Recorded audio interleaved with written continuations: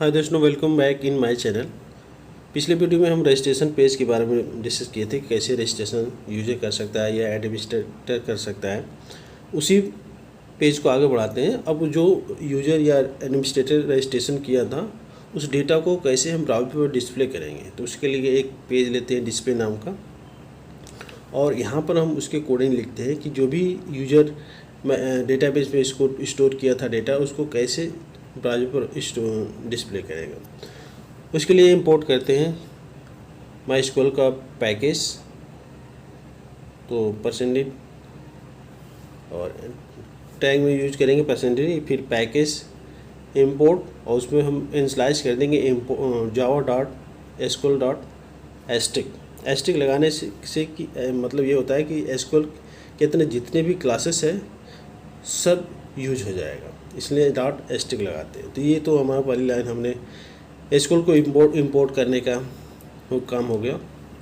अब हम क्या करें कि हमें डेटा को अपने ब्राउज़र पर डिस्प्ले करना है, क्योंकि बार बार हम जाकर डेटाबेस में देखना सही नहीं है कि हमारा अपडेट हुआ कि नहीं हुआ, कितना रिकॉर्ड उसमें अपडेट हुआ। तो वो काम हटाने के लिए हम क्या करते हैं कि अपने ब्राउज़र में खुद डेटाबेस की जितने भी वैल्यू स्टोर हो रहा है उसको हम अपने ब्राउज़र पर ही देख लेंगे। अब डेटाबेस में हमें जाने की ज़रूरत नहीं है।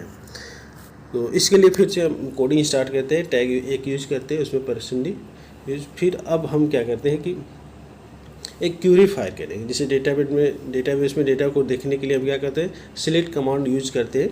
उसी तरह से वो काम हम यहीं पर कर देते हैं, ताकि जैसे हम डिस्प्ले बटन पर क्लिक करेंगे तो पूरा का पूरा हमारा डेटा यहाँ पर शो करें। तो एक स्ट्रिंग लेते हैं क्यू, और उसके अंदर इनिशियलाइज करते हैं, असाइन कर देते हैं सिलेक्ट स्टार फ्रॉम स्टूडेंट हमारा टेबल नेम था, और सिलेक्ट कमांड का यूज़ करते हैं कि स्टूडेंट के अंदर, स्टूडेंट नाम के टेबल के अंदर जितने भी रिकॉर्ड हो हमें उसको डिस्प्ले कराना है।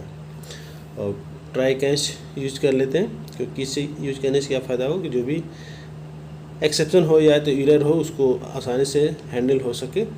तो ट्राई कैच हमने यूज कर लिया। अब हमें क्या करना है, हमने ट्राई कैच तो लगा लिया, और इसके अंदर एक कैच के अंदर एक्सेप्शन, और इसका एक्सेप्शन ई, और इसके एक छोटा सा मैसेज पास कर दिया out.print, और इस ई को ही हमने क्या किया, प्रिंट कर दिया। तो ये तो ट्राई कैच हो गया। अब हम कोडिंग पर आते हैं कि हम अपना कोडिंग कैसे यूज करते हैं कि डेटाबेस से डेटा को फैच करने के लिए काम करते हैं। तो अब पहले तो क्लास फाइल लेते हैं, class.farName, और उसके अंदर हम पैकेज इंस्टॉल करते हैं com.mysql.jdbc.driver। पहले लाइन पे तो ये होता है कि ड्राइवर को इंस्टॉल कर देते हैं, लोड कर देते हैं। तो ड्राइवर को लोड करने के लिए वही class.farName और ब्रैकेट में com.mysql.jdbc.driver। ये ड्राइवर को इस लाइन से क्या होगा, ड्राइवर जो भी होगा हमारा लोड हो जाएगा। दूसरी लाइन में हम क्या करते हैं कि कनेक्शन प्रोवाइड करते हैं, कनेक्शन क्रिएट करते हैं। तो कनेक्शन और कौन उसमें असाइन करते हैं driver manager dot get connection, driver manager dot get connection, और इसके अंदर हम क्या करते हैं, पाथ को फाइंड करना, पाथ को प्लेस करते हैं। पाथ जैसे JDBC कॉलम, माईएसक्यूएल कॉलम, फिर लोकल होस्ट कॉलम, और जो माईएसक्यूएल का पोर्ट नंबर होता है 3306 वो डाल देते हैं। फिर बैकस्लैश, फिर डेटाबेस का नाम डाल देते हैं जिस डेटाबेस के अंदर हमें काम करना है। तो हमारा डेटाबेस का नाम था college MGT, college management system. तो ये डेटाबेस, और फिर इसके माईएसक्यूएल का रूट क्या होता है, यूज़र नेम क्या होता है, उसका पासवर्ड क्या होता है। तो इसका यूज़र नेम हमारा रूट होता है, और पासवर्ड में मैंने पासवर्ड ही डाल दिया। तो ये पाथ यहाँ प्लेस कर देते हैं, जिससे हमारा नेटबीन को डेटाबेस से कनेक्ट हो जाए, कि जब भी यहाँ से डेटा जाए माईएसक्यूएल के पास तो माईएसक्यूएल उसको एक्सेस करे, या माईएसक्यूएल से कोई डेटा फैच करना है तो वहाँ से हम फैच कर सकते हैं। तो ये दो लाइन जो है ये माईएसक्यूएल को कनेक्ट करने के लिए काम आया था। तीसरी लाइन जो स्टेटमेंट लेते हैं, स्टेटमेंट, और इसका ऑब्जेक्ट बनाते हैं ST, उसमें हम असाइन करते हैं com.create स्टेटमेंट। स्टेटमेंट को हमने क्रिएट कर लेते हैं, तो com.create स्टेटमेंट। नेक्स्ट लाइन में हम सिलेक्ट रिजल्ट सेट अप्लाई करते हैं, रिजल्ट सेट स्टेटमेंट अप्लाई करते हैं। इससे क्या होगा कि जितने भी टेबल के अंदर हमारा रिकॉर्ड हो पूरा का पूरा उसको प्रिंट करने के लिए, उसको डिस्प्ले करने के लिए इस लाइन का यूज करते हैं, इस रिजल्ट सेट। और उसमें स्लाइस करते हैं, असाइन कर देते हैं st एक्जीक्यूट क्यूरी, यानी एक्जीक्यूट क्यूरी फायर करते हैं। जो हमने लिखा था सिलेक्ट स्टार फ्रॉम स्टूडेंट, उसको फायर करने के लिए इस रिजल्ट सेट का यूज करते हैं। तो मैंने रिजल्ट सेट और इसका ऑब्जेक्ट बनाया RS, और उसके अंदर असाइन कर दिया st.execute क्यूरी, और क्यूरी जो फंक्शन है उसके अंदर हमने पास कर दिया जो हम सिलेक्ट स्टार फ्रॉम स्टूडेंट, और जो स्ट्रिंग बनाया था उस स्ट्रिंग को यहाँ पर पास कर देते हैं।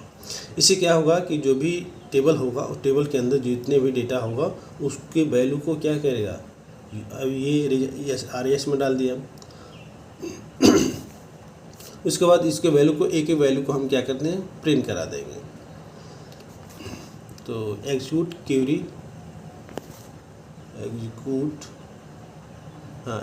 क्यूरी फायर करा देना है, और इसके अंदर हम क्यू को पास करते हैं। जो हमने स्ट्रिंग लिया था, स्ट्रिंग क्यू लिया था, उसको क्यू में मैंने डाल दिया सिलेक्ट स्टार फ्रॉम स्टूडेंट। ये पूरा का पूरा वैल्यू यहाँ पर आके स्टोर हो जाएगा। अब क्यूरी अब टेबल से हमारा लिंक हो जाएगा। अब हमें क्या करना है कि जो हमने जो इनपुट यूजर इनपुट किया टेबल के फॉर्म में, तो आउटपुट भी टेबल के फॉर्म में होना चाहिए। उसके लिए फिर से वही HTML का कोड यहाँ यूज़ करते हैं। तो out.println, अब सबसे पहले HTML टैग होता है, फिर उसके बाद हमारा हेड टैग होता है, बॉडी टैग होता है, उसके बाद टेबल होता है, TR जितने भी है उसको हम यहाँ पर यूज करते हैं। तो ये तो ओपनिंग था HTML, फिर उसको क्लोजिंग टैग बनाएंगे। उसके बाद बॉडी टैग यूज होगा, फिर बॉडी टैग ओपनिंग होगा, फिर क्लोजिंग होगा। इसका हेड टैग यूज होगा। हेड टैग में कुछ ले लेते हैं, कुछ स्टाइल हमें बनाना है, कुछ टेबल हो गया या TR TD, तो हम हेड टैग का यूज कर लेते हैं। और इसके अंदर हम एट्रीब्यूट्स को डिफाइन कर देंगे कि टेबल का और TR का TD का, इसलिए हम यहाँ पर हेड टैग का यूज कर लेते हैं।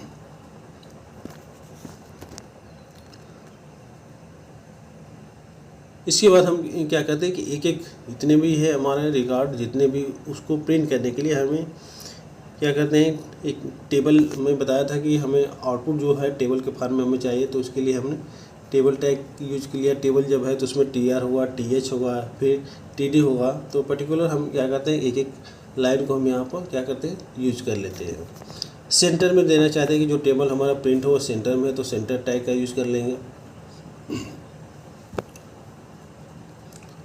अब आते हैं हम TR, पहले में TR लेंगे। TR के बाद हमें TH हेडिंग, यदि हेडिंग जो बनाना है, जैसे ID ले लिया, स्टूडेंट नेम ले लिया, ब्रांच ले लिया, डिपार्टमेंट ले लिया, ईयर ले लिया, तो उसको हम क्या करते हैं, हेडिंग में कर देते हैं। तो TR के बाद TH यूज करते हैं। TH इसमें ID डाल देते हैं। पहला जो हेडिंग था, पहले कॉलम का जो हेडिंग था ID था, और इसी के रेस्पेक्टिव इसी को से हम कॉपी करके पेस्ट करते जाते हैं। और यहाँ पर हम यूज करते जाते हैं SNAME। फिर उसके बाद ब्रांच था, डिपार्टमेंट था, ईयर था। इसकी पूरे लाइन के लिए हम क्या करें, इसी को कॉपी करके पेस्ट कर देते हैं और यहाँ पर एडिट कर देते हैं। ये जो पहले रो का जितने भी कॉलम है वो हेडिंग में हमने डाल दिया, और ये TR को क्या करते हैं, बंद करते हैं। इतना करने के बाद हमें अब क्या करना है, हमें एक लूप लगाना है, वाइल लूप। लूप लगाने से क्या फ़ायदा होगा कि टेबल के अंदर जितने भी रिकॉर्ड हो वो पूरा 1 बाय 1 ये एग्जीक्यूट होता जाएगा और प्रिंट होता जाएगा। क्योंकि टेबल के अंदर एक रो के लिए तो हम बना रहे हैं, टेबल के अंदर बहुत सारे रो होंगे, तो पूरे रो को यदि प्रिंट कराना तो उसके लिए हम लूप लगाते हैं, और लूप चलता जाता है और हमारा प्रिंट करता जाएगा। उसके बाद फिर TR लेते हैं और उसके अंदर हम प्रिंट करा देते हैं। अब अभी हम टेबल के हेडिंग को प्रिंट करा था, अब उसके टेबल के डेटा को प्रिंट कराने के लिए TR दिया, फिर उसके अंदर TD और out.println, और उसके अंदर TD डालते हैं, TD plus RS gate string. R S dot gate string और उसके अंदर हम आईडी को पास कर देते हैं प्लस फिर टीडी को बंद कर देते हैं। तो ये हमारा जो कॉलम बनाया था वो 5 कॉलम का था। तो इसी को हम क्या करते हैं, कॉपी करते हैं, पेस्ट करते हैं, कॉपी करते हैं, पेस्ट 5 बार पेस्ट कर देते हैं और वहाँ पर जो वैल्यू है उसको हम चेंज कर दे जाते हैं। जिससे पहले आईडी था, उसके बाद क्या था, एस नेम हो गया, ब्रांच हो गया, डिपार्टमेंट हो गया और ईयर हो गया। तो जितने टेबल का कॉलम था उस कॉलम के वैल्यू को इनिशियलाइज करने के लिए हम क्या करते हैं, उसने बार हम कॉपी पेस्ट कर देते हैं। तो लूप लगाने से यही फ़ायदा हुआ कि टेबल के अंदर जितने भी रिकॉर्ड हो, एक रिकॉर्ड तो होगा नहीं, यदि एक रिकॉर्ड होता है तो लूप की लगाने की जरूरत नहीं है। तो इसलिए लूप लगाते हैं कि उस टेबल के जितने भी रिकॉर्ड है सबको क्या हो, प्रिंट हो जाए, 1 बाय 1 प्रिंट हो जाए। अब यही चीज़ मैं बताया था कि मैं पहले में आईडी था, दूसरे बाद एस नेम था, उसके बाद ब्रांच था, डिपार्टमेंट था और लास्ट में ईयर था। उसके बाद फिर हम क्या करते हैं कि टी आर यानी रो को क्लोज कर देते हैं। इससे हमारा पूरा का पूरा जो भी डेटा होगा इसमें आके स्टोर हो जाएगा। अब फिर बारी बारी जैसे मैं ओपनिंग किया था, जैसे टेबल को ओपनिंग किया था उसको क्लोज कर देंगे, सेंटर को क्लोजिंग किया था उसको क्लोज कर देंगे, बॉडी एस्टेबल जितने भी मैंने ओपनिंग किया था उसको सबको क्या करते हैं, हम क्लोज कर देते हैं। इससे हमारा पूरा का पूरा हमारा कोडिंग कंप्लीट हो जाएगा। अब इससे क्या होगा कि जो भी यूजर डेटाबेस के अंदर स्टोर किया होगा, माइस्क्यूएल के अंदर स्टोर किया होगा डेटा, तो 1 बाय 1 वो टेबल के फॉर्म में डिस्प्ले हो जाएगा ब्राउज़र पर। तो ये मेरा एम था कि हम जो भी पिछले वीडियो में रजिस्ट्रेशन पेज में यूज़र इंसर्ट किया था, जो भी रिकॉर्ड इंसर्ट हुआ था वो डेटाबेस में स्टोर हो गया। तो हम उसको देखने के लिए बार बार हम डेटाबेस के पास जाते थे, डेटाबेस को ओपन करते थे, उसको वहाँ देखते थे। लेकिन अब हमें डेटाबेस को ओपन करने की ज़रूरत ही नहीं है। बस जैसे ही यहाँ एक बटन ले लेते हैं डिस्प्ले, उस पर जैसे हम क्लिक करते हैं तो हमारा क्या का पूरा हमारा डेटा क्या होता है, डिस्प्ले हो जाता है। इस ब्राउज़र पर ही डिस्प्ले हो जाता है। अब जो हेड टैग लिया था उसमें कुछ एट्रीब्यूट यूज कर लेते हैं, जैसे टेबल हो गया, टीआर हो गया, टीएच हो गया। तो इसका ताकि जब अच्छा लगे, ये बॉर्डर टेबल का बॉर्डर बन जाए तो उसको उसका एट्रीब्यूट यहाँ पर यूज़ करते हैं। और बॉर्डर में बॉर्डर लगा दिया 1 पिक्सल सॉलिड ब्लैक, यानी सबका पूरा टेबल का हेडिंग हो, पूरा टेबल हो या टेबल के पर्टिकुलर कॉलम हो, तो उसके को सामने क्या किया, वहाँ पर एट्रीब्यूट लगाए, उसका एट्रीब्यूट लगा दिया। अब जब भी हम आउटपुट लेंगे तो एक अच्छा बढ़िया से टेबल के फॉर्म में हमारा आउटपुट आएगा। इसलिए उसके हम सीएसएस यूज करके यहाँ पर उसके क्या कर, अब ये हमारा कर दिया, ये टेबल के फॉर्म में हमारा आउटपुट आ गया। यही मैं करना चाहता है कि जो भी डेटाबेस के अंदर जितना भी रिकॉर्ड हो वो क्या हो, स्टोर हो। अब नेक्स्ट नया पेज लेते हैं। अब इसमें हम यूज़ करने हैं लॉगिन फॉर्म, कि सब लोग इस लॉगिन पेज को लॉगिन नहीं कर सकते हैं। तो उसके लिए हम लॉगिन फॉर्म बनाते हैं जिसके पास जो मैच करेगा, आपका यूज़र नेम हो गया या पासवर्ड हो गया, तभी वो जाकर वो पेज होम पेज ओपन होगा। तो उसके लिए मैं फॉर्म पेज ले लिया, लॉगिन फॉर्म नाम दे दिया उसका। और यहाँ पर सेम टू सेम वही पहली लाइन पैकेज इंपोर्ट किया हुआ java.sql.strict पहली लाइन में मैं इंपोर्ट करें, क्योंकि एसक्यूएल के अंदर हमें कोडिंग करना है। और जो भी अब भाई इसमें हम क्या करें कि जो भी हम लॉगिन पेज फॉर्म बनाना है तो इससे हमारा नया पेज क्या होगा, ओपन हो जाएगा। जैसे लॉगिन ये कंप्लीट हो गया तो हमारा ओपन, यदि यूज़र गलत एंट्री करता है तो हमारा फॉर्म इनवैलिड बताया गया। तो ऐसा कुछ हम इसमें करने जा रहे हैं। अब इसमें वही ट्राई कैच यूज करते हैं और तब जाके अपना कोडिंग स्टार्ट करते हैं।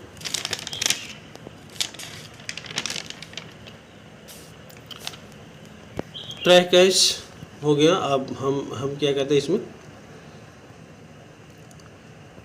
2 वेरिएबल लेते हैं, इसके अंदर 2 वेरिएबल लेते हैं। तो स्टूडेंट नेम ले लेते हैं और दूसरा पासवर्ड लेते हैं, कि जब भी कोई लॉगिन करना चाहते हैं तो या तो अपने नेम से, ईमेल तो मैंने लिया नहीं, इसने यहाँ पर यूज़र का नाम ले दिया, स्टूडेंट का नाम ले लिया और दूसरा पासवर्ड ले लिया। और उसके अंदर हम रिक्वेस्ट डॉट गेट पैरामीटर और स्टूडेंट एस नेम पास कर दिया जो हमने फॉर्म में बनाया था। तो पहला लाइन हो गया हमारा स्टूडेंट नेम और रिक्वेस्ट डॉट गेट पैरामीटर, और उसके अंदर हम इस स्टूडेंट का जो भी मैं फॉर्म बनाया था उसका नाम देते हैं, इनपुट टाइप लिया था, फिर उसके अंदर नेम डाला था, वो नेम यहाँ पर पास करते हैं। वो नेम क्या था, एस नेम था। तो ये तो हो गया हमारा पहले वेरिएबल के लिए, और इसी तरह से दूसरा वेरिएबल हमने क्या लिया, पासवर्ड ले लिया, क्योंकि इसी यूज़र नेम और स्टूडेंट नेम और पासवर्ड के थ्रू वो लॉगिन कर सकता है, यूज़र हो या तो एडमिनिस्ट्रेटर हो। तो लॉगिन करने के लिए हमें दो चीज़ जरूरत पड़ेगा, या तो ईमेल आईडी हो या तो पासवर्ड हो। तो ईमेल आईडी इस कॉलम में, इस टेबल में मैं बनाया नहीं, तो यहाँ पर मैंने क्या ले लिया, स्टूडेंट नेम ले लिया। दूसरा पासवर्ड ले लिया, पासवर्ड में वही सेम टू सेम असाइन किया, रिक्वेस्ट डॉट गेट पैरामीटर, और उसके अंदर पासवर्ड पास कर दिया। अब इससे क्या होता है, इन्हीं दोनों के थ्रू हम लॉगिन कर सकते हैं। तो लॉगिन के लिए कि दो वेरिएबल की ज़रूरत पड़ता है, और गेट पैरामीटर, और इसके अंदर हम पास कर देंगे पासवर्ड, क्योंकि जो फार्म बनाया है उसका जो पासवर्ड के जो कॉलम है, पासवर्ड का रो है, उसके अंदर हमने जो नेम लिया था पासवर्ड लिया था। अब इसी पर कंडीशन अप्लाई करते हैं कि यदि ये हमारा जो भी यूज़र इनपुट कर रहा है, यूज़र नेम होगा या पासवर्ड होगा, यदि दोनों मैच कर रहा है तब हमारा नया पेज डिस्प्ले होगा, अदरवाइज डिस्प्ले नहीं होगा। तो यहाँ पर मैंने क्या करते हैं, कंडीशन लगाते हैं, और यहाँ पर टाइप करते हैं इफ़,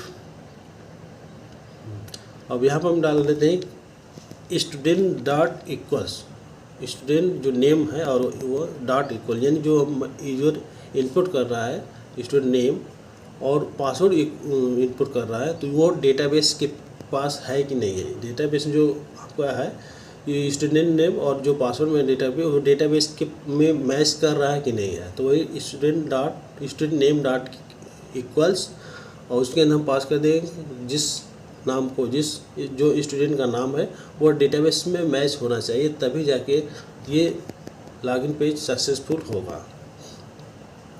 तो इसमें कंडीशन डाल दें स्टूडेंट डॉट इक्वल्स, और ब्रैकेट में पास कर दिया जो हमें डालना है, जिस कॉलम को, जिस रिकॉर्ड के को हमने सेट किया है, यदि वो उस डेटाबेस से मैच करेगा तभी हमारा लॉगिन पेज सक्सेसफुल होगा। तो हमने नाम डाल दिया राहुल सिंह, और जो पासवर्ड में डाल दिया 1 2 3 4 5, इतना मैं बना दिया। अब ये डेटाबेस में होगा तभी जाके हमारा लॉगिन पेज सक्सेसफुल होगा। और यदि ऐसा है तब हम क्या कर दें कि response dot send redirect home page. ये तो इसको क्या, यदि ये दोनों मैच कर रहा है डेटाबेस, तो इस पेज को हम क्या करेंगे, होम पेज पर रीडायरेक्ट कर देंगे, वो डायरेक्टली हमारे होम पेज में आ जाएगा। यदि ऐसा होगा तो, यदि ऐसा नहीं होगा तब हम क्या करेंगे कि हमारा जो इस पार्ट में डाल देंगे कि हमारा इनवैलिड स्टूडेंट नेम और पासवर्ड। तो ये काम करते हैं। यदि ये मैच करेगा तो वही इसको रीडायरेक्ट कर देंगे home dot JSP, home page पर हमने रीडायरेक्ट कर दिया। यदि ऐसा नहीं हुआ तब इस पार्ट में हम क्या करते हैं कि आउट डॉट प्रिंटलन, उसमें हम एक मैसेज पास कर देते हैं कि हमारा जो यूज़र जो भी इनपुट कर रहा है, स्टूडेंट नेम हो या पासवर्ड हो, वो इनवैलिड नहीं है, यानी गलत है। तो यहाँ पर ये मैसेज कि कब होगा, जब जो इनपुट यूज़र कर रहा है, जो यूज़र इनपुट कर रहा है वो डेटाबेस से मैच नहीं करेगा तब। तो यहाँ पर invalid student name and password ये डाल देते हैं हम।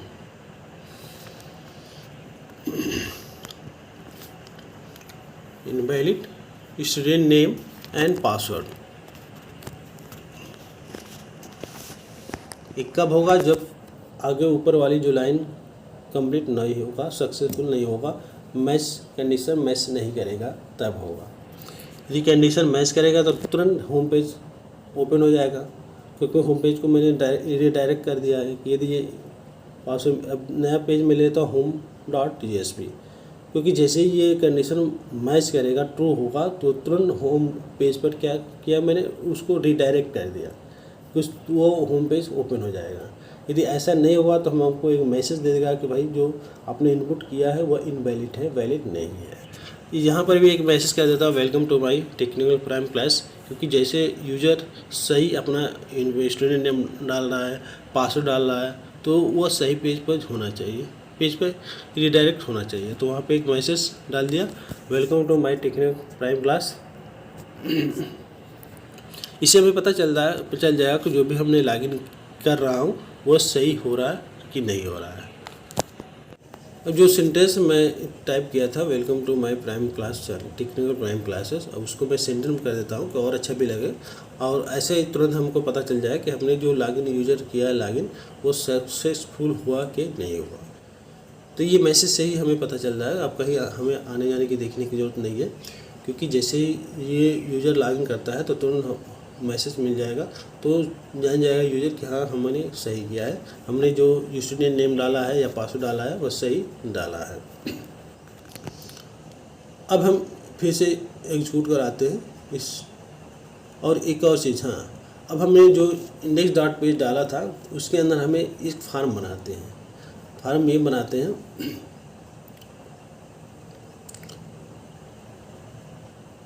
फार्म बनाते हैं स्टूडेंट नेम और टेबल का यूज़ कर देते हैं और स्टूडेंट नेम डाल देते हैं टेबल, फिर TR, और उसके अंदर हम फॉर्म बनाते हैं, क्योंकि हमारा क्या होगा स्टूडेंट नेम और एक पासवर्ड का 2 कॉलम का हमने क्या करते हैं एक फॉर्म बनाते हैं।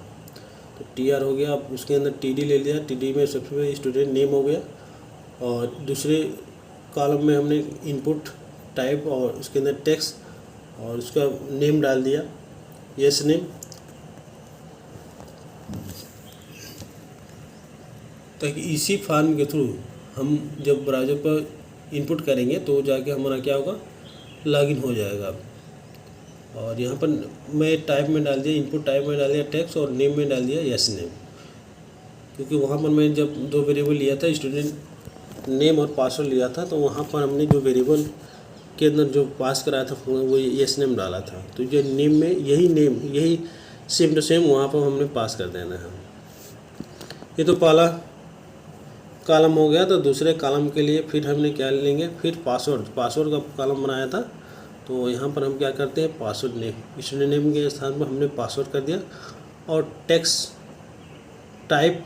डाला था टेक्स्ट को हटाकर हम क्या करें पासवर्ड कर देंगे। टेक्स्ट डालने से क्या पता है कि जब भी कोई पासवर्ड इनपुट करेगा यूज़र तो उसका पूरा का पूरा पासवर्ड डिस्प्ले हो जाएगा। तो हमें पासवर्ड में सिक्योरिटी होना चाहिए, हाइड रखना है, तो वहाँ पर हम पासवर्ड टेक्स्ट में पासवर्ड डाल देते हैं। इससे क्या होगा कि जब यूज़र इनपुट करेगा अपना पासवर्ड तो हाइड हो जाएगा, दिखेगा नहीं। और वैल्यू में हम डाल देंगे पासवर्ड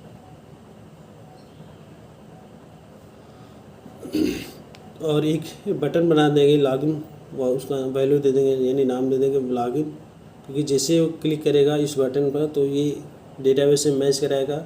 यदि डेटाबेस से मैच कर गया तो हमारा क्या होगा होम पेज डिस्प्ले हो जाएगा, होम पेज हमारा डिस्प्ले हो जाएगा। तो यहाँ एक बटन ले लिया और अब बटन में एक ही कॉलम में थे, एक ही कॉलम को 2 कॉलम था तो दोनों कॉलम के हमने मर्ज कर दिया। मर्ज के लिए कॉल स्पेन और वहाँ पे इक्वल टू डाल दिया, यानी 2 कॉलम को हमने एक कॉलम में मर्ज कर दिया। अब फिर से हम क्या करते हैं इसको रन कराते हैं और हम अपना चेक करते हैं और इसके जो एक्शन होगा उसमें हम क्या डाल देंगे लॉगिन पेज और मेथड में पोस्ट डाल दिया।